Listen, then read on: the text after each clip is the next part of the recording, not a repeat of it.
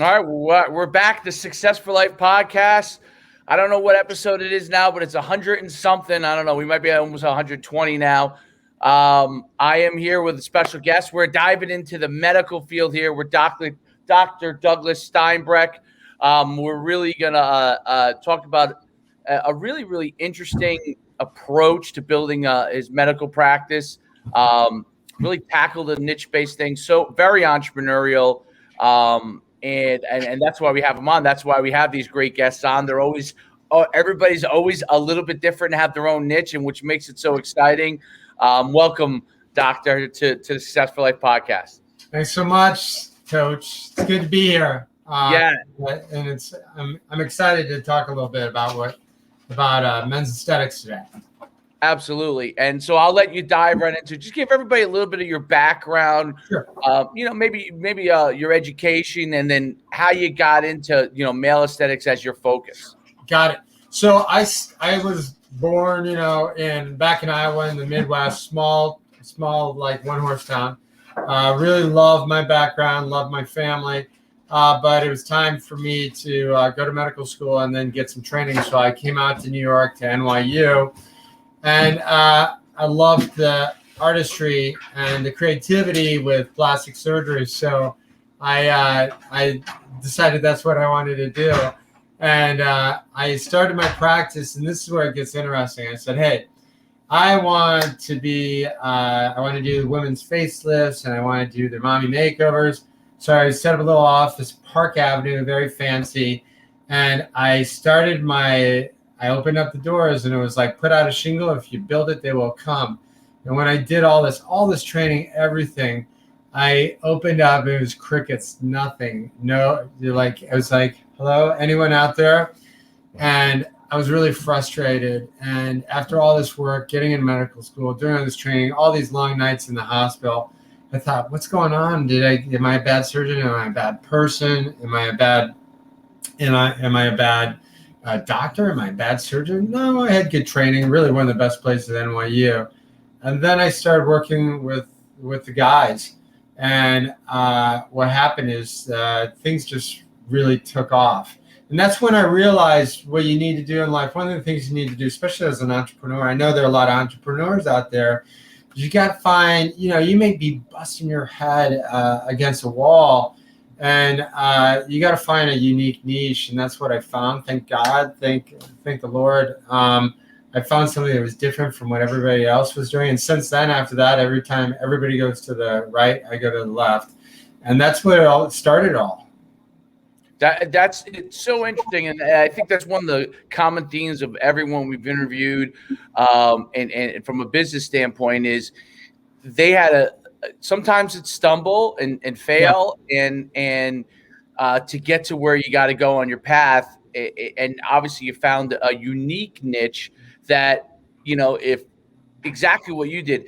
Most people would think, okay, if I'm going to start a medical practice in plastic surgery and aesthetics, you go after the females. They're all that's where, and you had crickets in that area, and you were adaptive enough to realize, okay, let me kind of move in a different direction.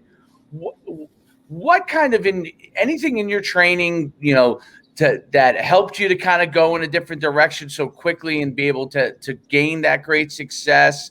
It was just a natural thing. What I was doing is, I started to have a lot of my buddies, they want to have their abs done. So I do it, and they're like, that's great. Do you put in a pec implant? I thought, well, I've never really done it. Nobody taught me that. But I figured out, I know the anatomy and make the incision, throw in the implant, look great. Then I started doing bicep implants. Then I started making my own ab implants, forearm implants. Then we do bicep, tricep, quad, glute implants, calf implants, everything. And then I got so excited about it, I went and bought an implant company. So it just started to snowball. But the genesis of it was when I was starting to see more and more men.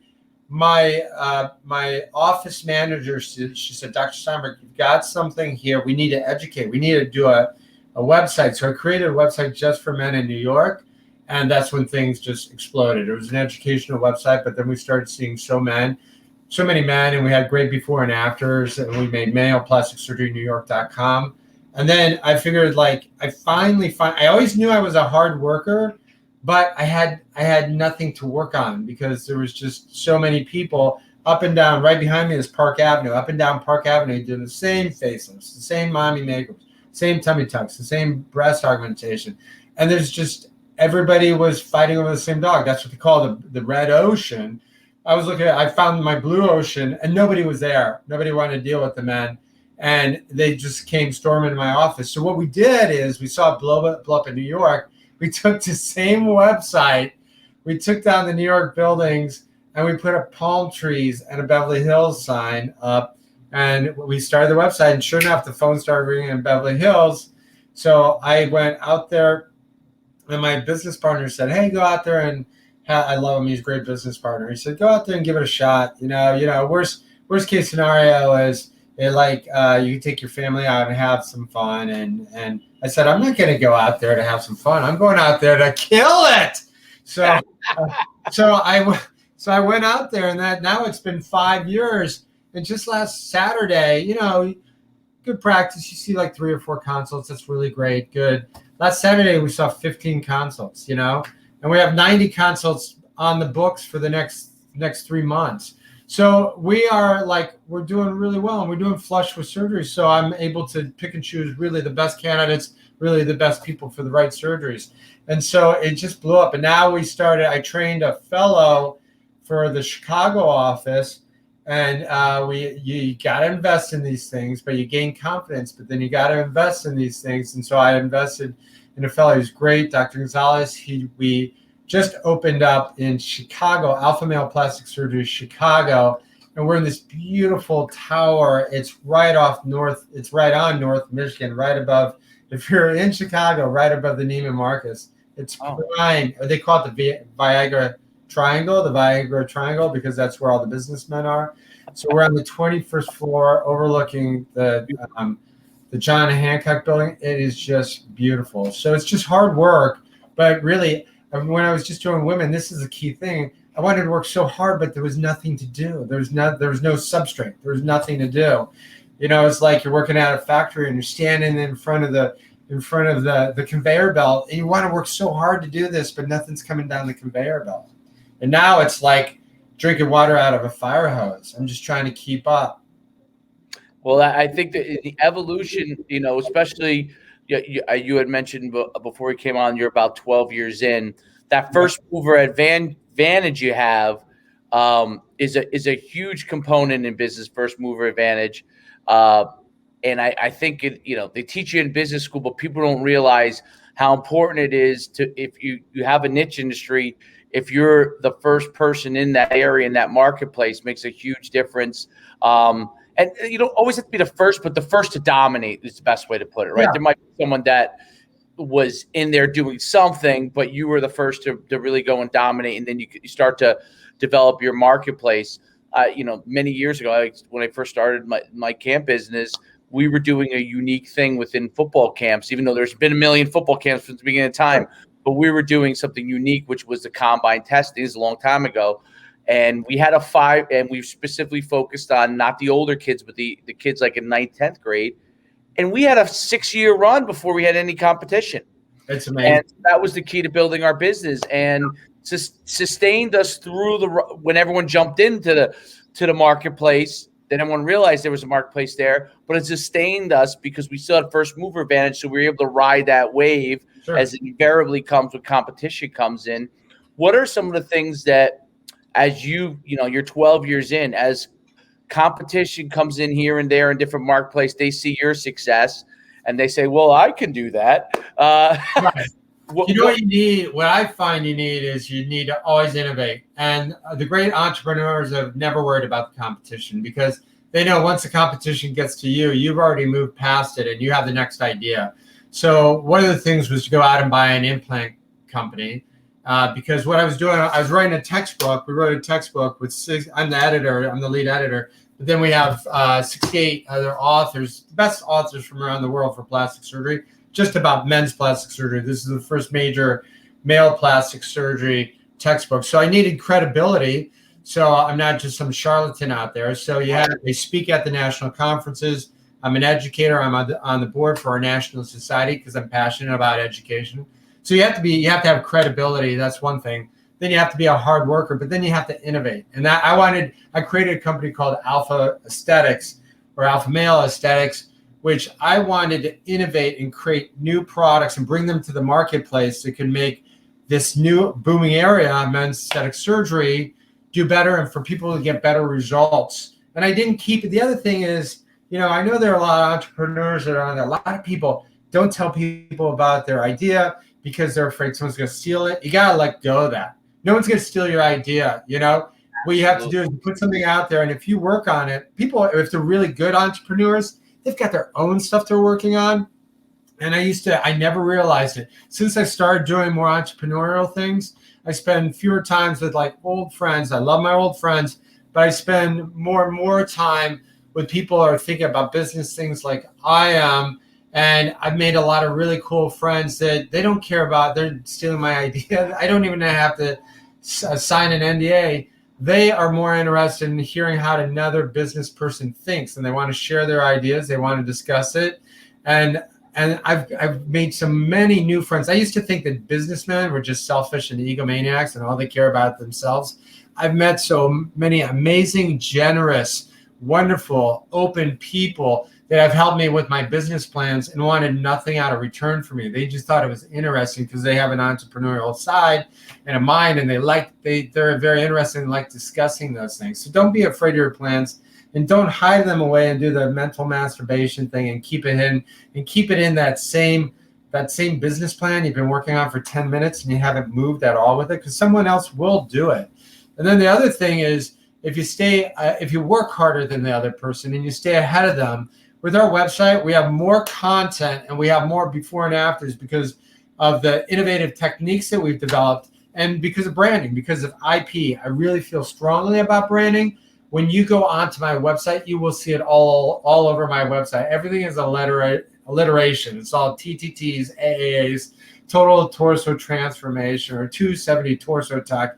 Everything's got PPPs, male model makeover. It's got to have a ring to it. And then you have to get a TM on it or a registered trademark. And I'm very strong about it because one of the greatest things that I get really excited about is when you're talking about something and you think nobody understands it. And then somebody comes in and my business or my patient coordinator comes running over and says, the patient wrote on the form they want a 270 torso tuck. Because once you have that, once you're using your words, your brands, then you got them, because you have something that nobody else is doing.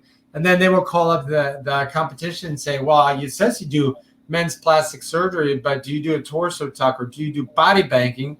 Body banking is another thing I developed where you take out the bad fat and then we plug it in. We suck it all out of their belly, from their abs, really carve out the abs, but then we don't throw it away. We take it and we put it on your shoulders, make shoulders more beefy, your chest pop and your traps pop, so that a year from after surgery, not only do you have like small waist and big shoulders, a year after surgery, if you're sitting there watching Netflix and having a bowl of ice cream and the carbs and the calories from the ice cream, now they don't go to visceral fat, which sometimes can happen with old-fashioned liposuction where you throw out the cells. Now your shoulders get wider, your chest gets more definition, and your traps pop. And it's all from the ice cream from Netflix. And it really, really works. That's why we have 90 consults on the books. That is interesting. That just blew really, it really works. Remember what your dad used to say, or grandpa? If it sounds too good to be true, it probably isn't. Well, this is metabolism. It's throwing around cells in a new area. And it really, really does work. That's the magic of it. That's incredible. For me, obviously, it's the first time I've heard anything that is really, really incredible. Yeah. I thought you touched on a couple of really, really, really interesting things. So putting it out there, not being afraid of competition, I think is a huge thing. And I found myself that's always kind of been my approach. And now I didn't, when I did it, I was just like, hey, I can't worry about all these other things, right? And I can't tell you how many times over the years people have hey, so and so is a competitor of yours, and I'm like, I have no idea. Like, I didn't even know that there were certain competitors because I'm so focused on what we have to do Exactly. and how we could get better and what we could innovate. And if I see something that's out there, I'm not looking to copy. I'm looking to adapt to what we're trying to do, so it makes what we're doing for our customers better. Sure. And I find that so unique, and I to what you're doing. I think that's part of what makes it so successful, is that you're putting out a really great energy with that, because what happens is competitors aren't they might be gunning for you, but they're gunning for you in a different way, because you're not worried about them. You're worried about being the best that you can be. And that's an important thought process that I think is key for entrepreneurs, is figuring out what is best for your business, what's best for you, and not worrying about what someone else is doing, because you're a unique person. And if you're really in tune with yourself, what your strengths and your weaknesses are, and you can't just go and do what someone else is doing, because you may not have that strength, and Right. and that's how you adapt your business to what your abilities are. And then your customers, I think, appreciate it, because it comes across.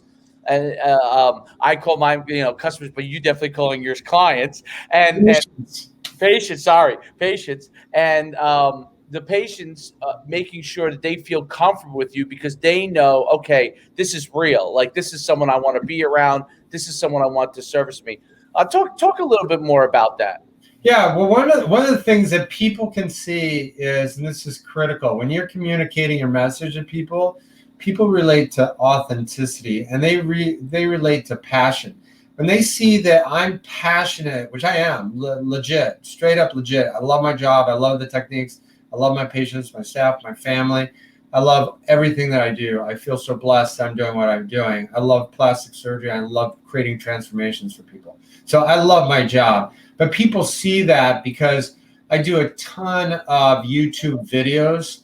So it's all, the YouTube video is male plastic surgery. The Instagram is male plastic surgery, which is funny because you think somebody else would have done that 1,000 times. Just those 3 words, male plastic surgery. No one else took it. I was the first one to take both of those for both YouTube and Instagram.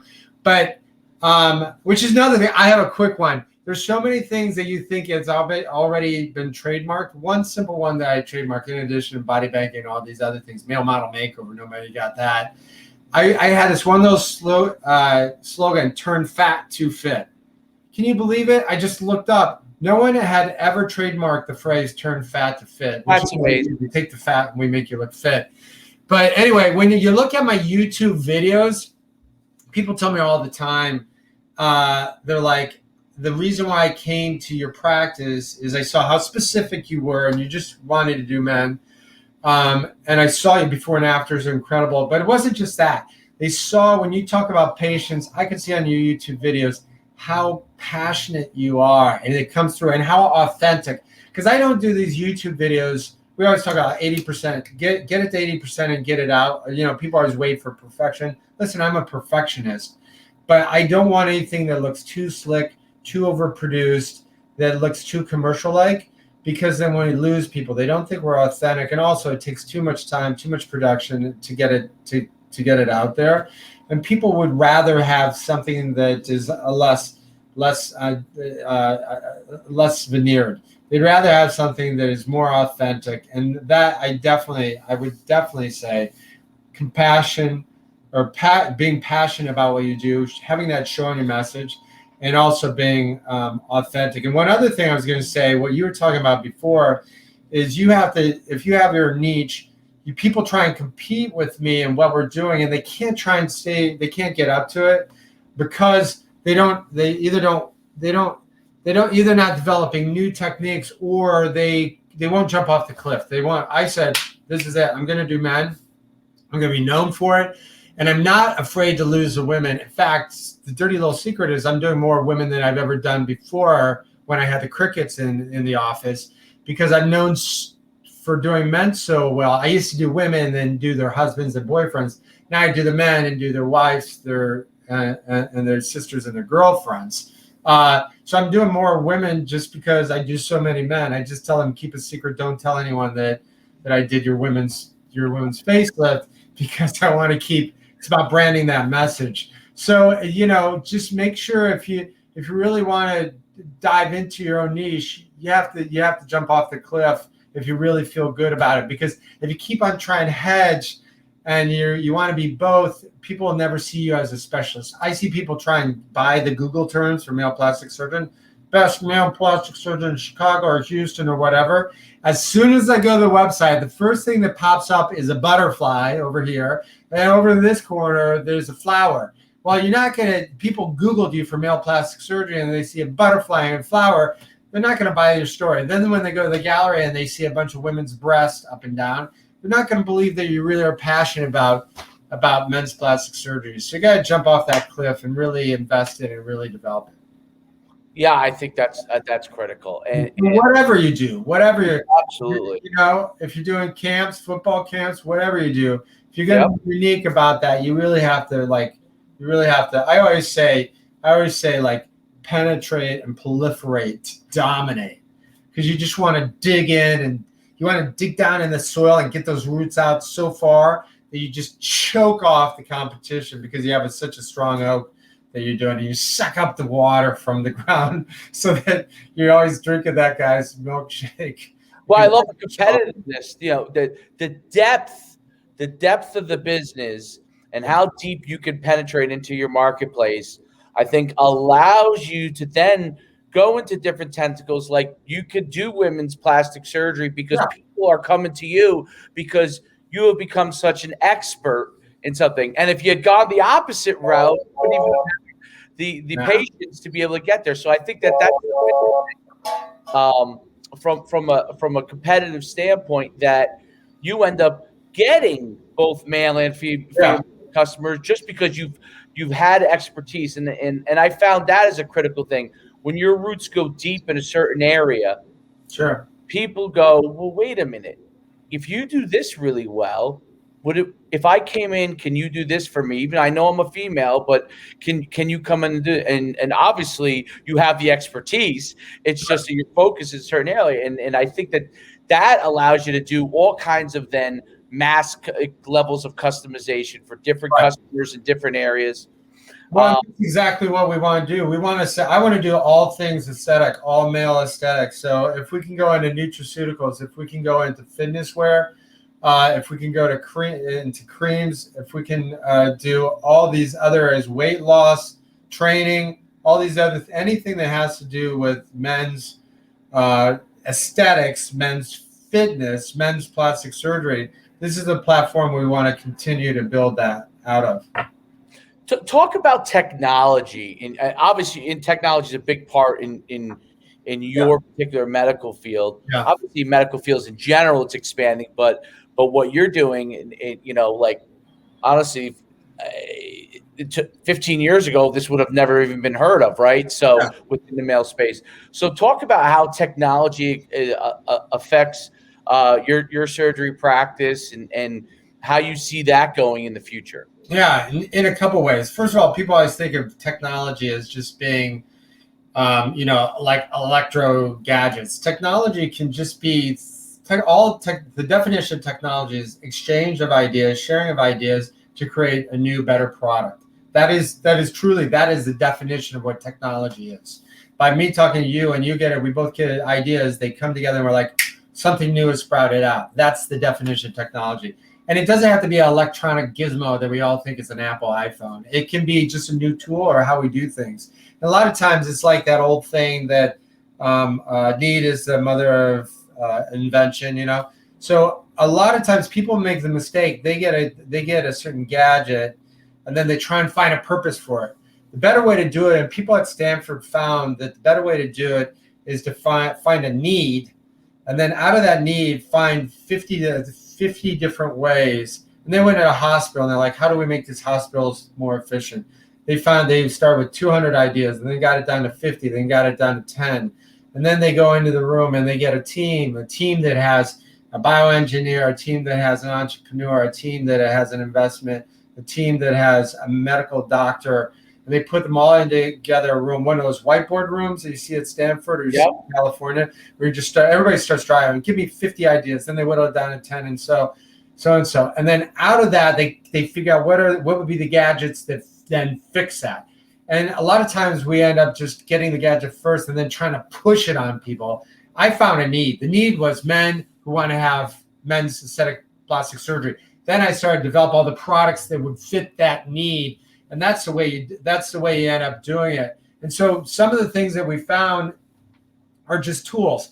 And one of the tools was, I was like, damn, I see these guys that other people would do their abs and they'd have like, their abs are sculpted. You see them at the beach and there's not something quite right. They have all these polka dots going up and down. Those are the scars.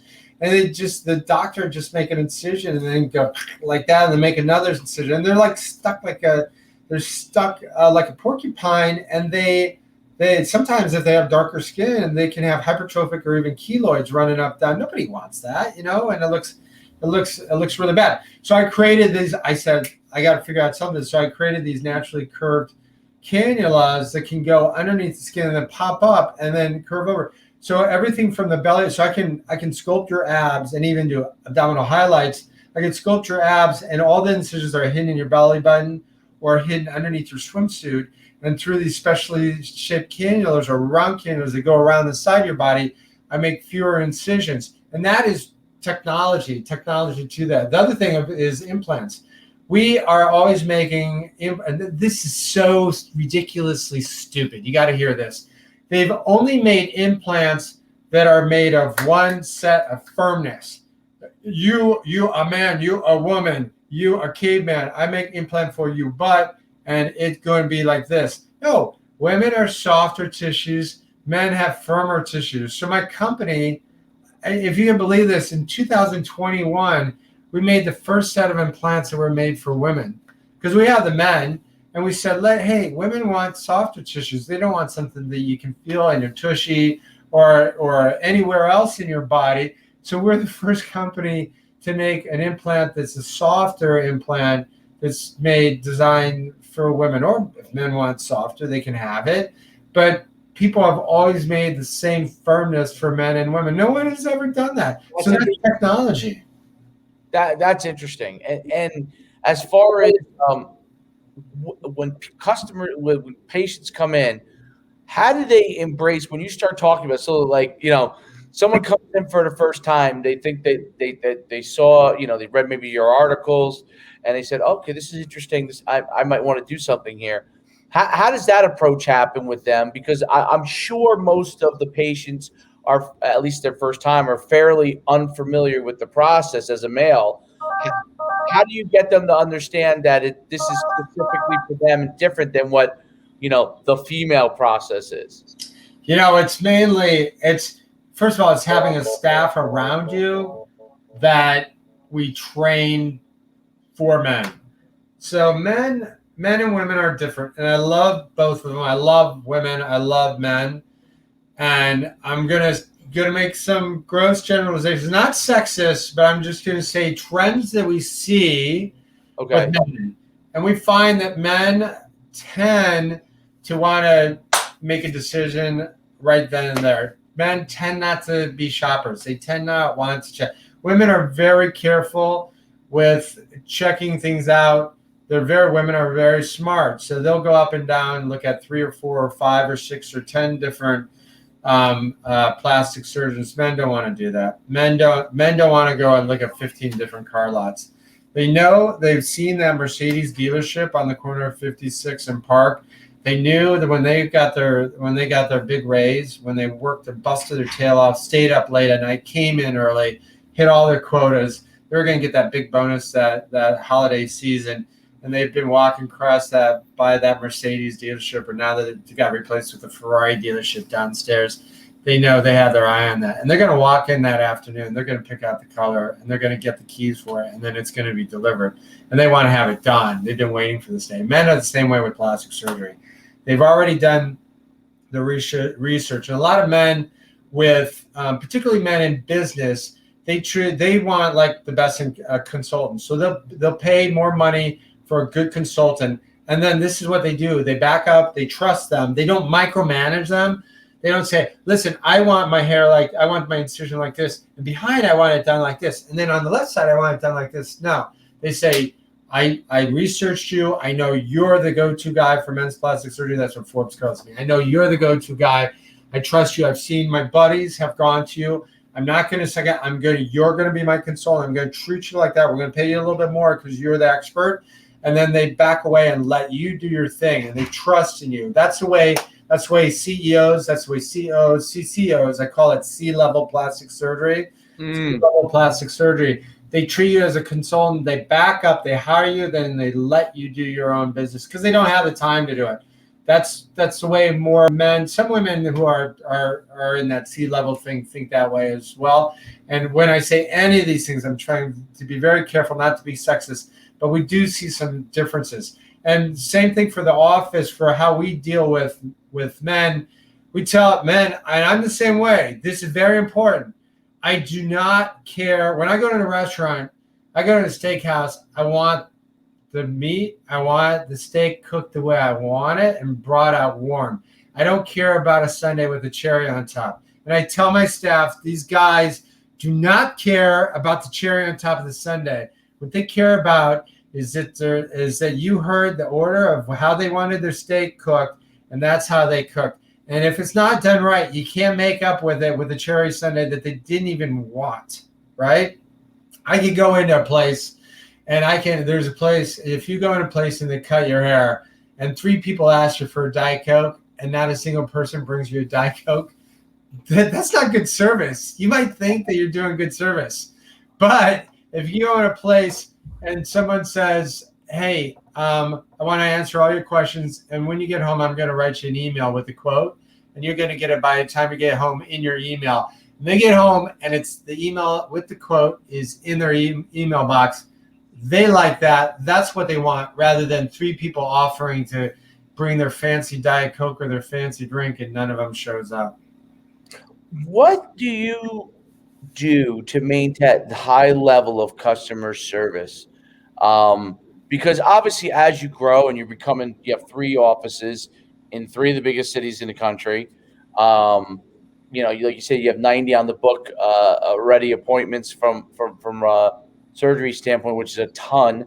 How do you continue to give that same customer service as you may have when you first started and became an expert? How do you be able to do that for your clients to grow? Yeah, that's the next what it is, and it's about being very specific. It's about taking the time for education. A lot of people do consults, and you come in and they'll do a 20-minute consult and then on.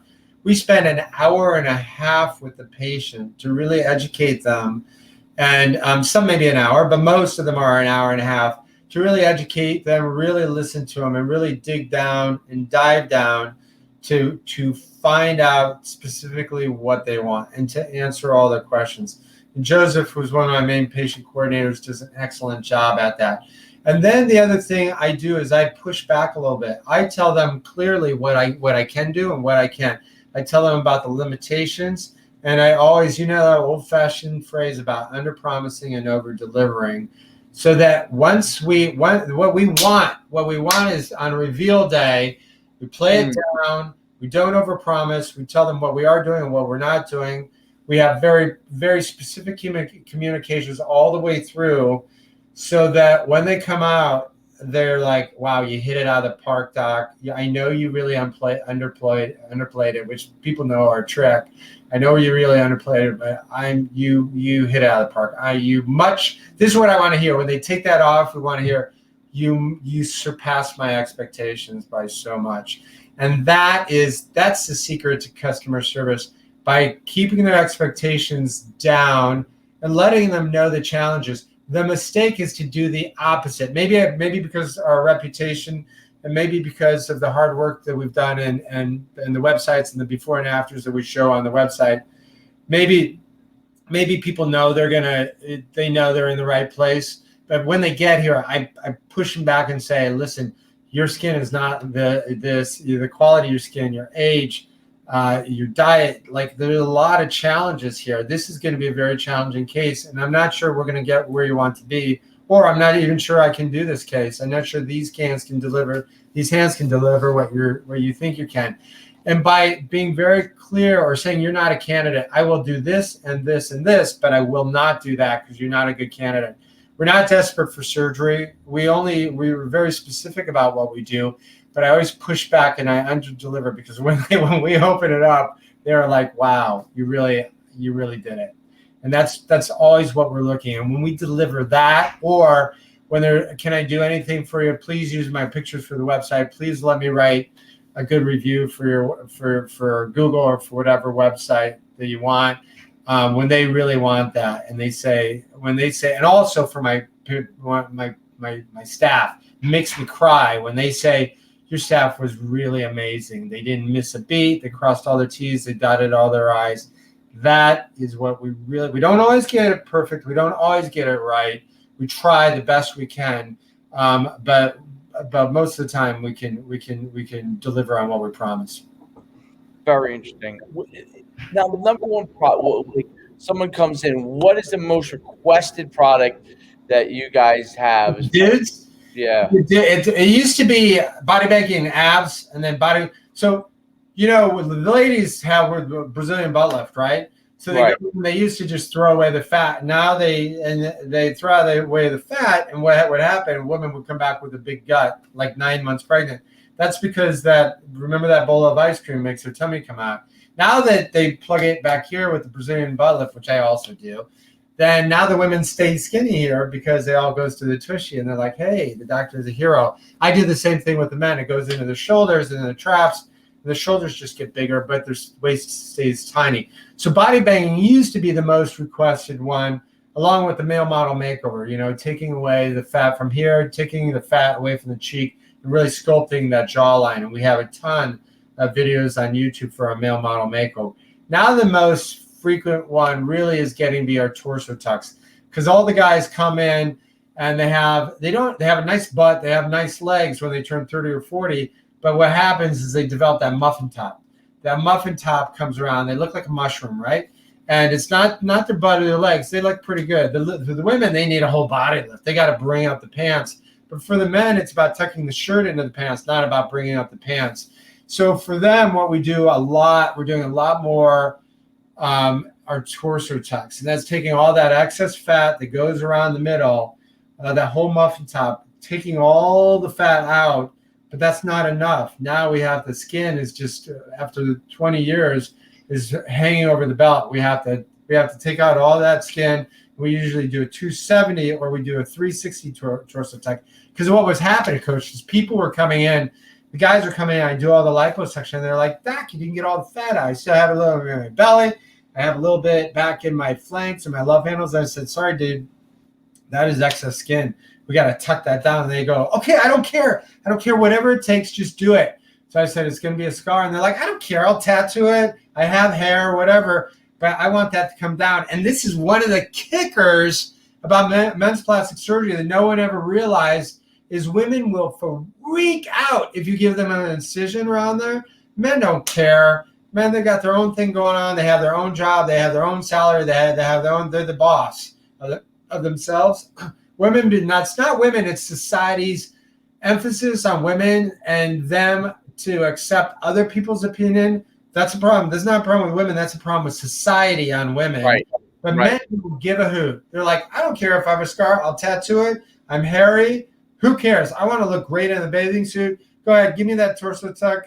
Toss it in. If I have a problem, I'll just tattoo. I don't care. Those things women don't want to do.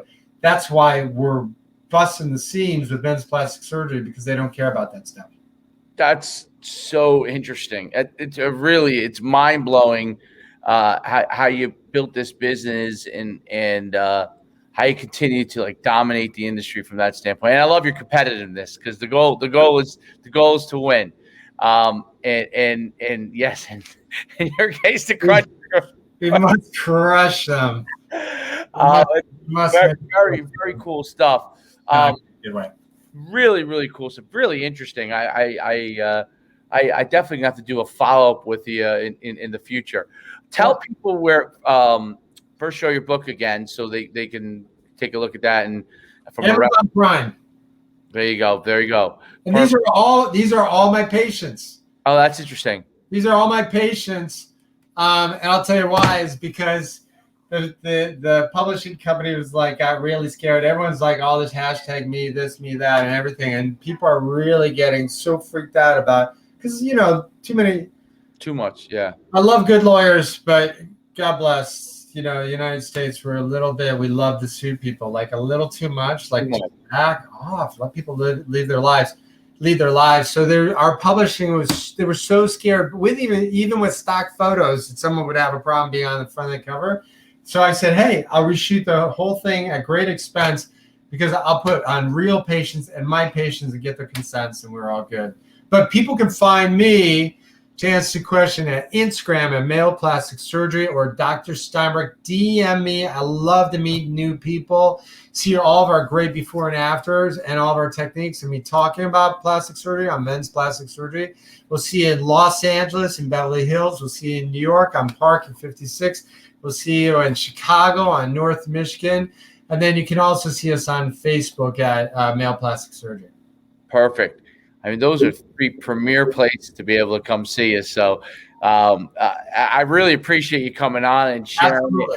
And I think, people learning from the medical field and what it takes to be able to be successful there. And we'll have to have a part 2 at some point to dive into what it took to become the doctor that you are now, because it's definitely a lot of years of hard work to get to that point. But it's really, really great stuff. Go visit Doctor on Instagram, have a conversation with him, go see him. After hearing all this, I mean, I may have to go see him myself at some point in the future. As I start to get older, I have to go see him at some point in the future. Great stuff, and I thank you so much for coming on the Successful Life podcast. Thanks for having me. I had a great time. Oh, good. Thank you. All right. So for Coach Schuman for Success for Life podcast, we'll see you soon next time. You can find us iTunes, Spotify, YouTube. We're everywhere. So just look up Success for Life podcast. Till next time, Coach Schuman signing off.